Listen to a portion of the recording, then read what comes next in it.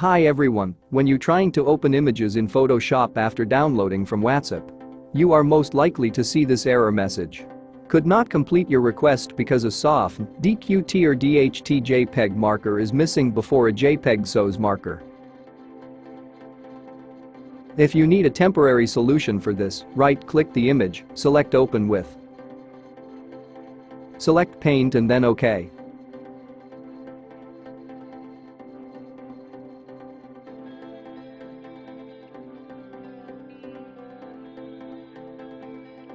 Once the image is open in Paint, open File and then select Save button.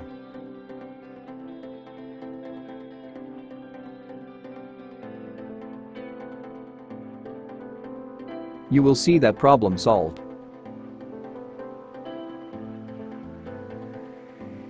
To fix this problem permanently, you just need to upgrade Photoshop to a newer version.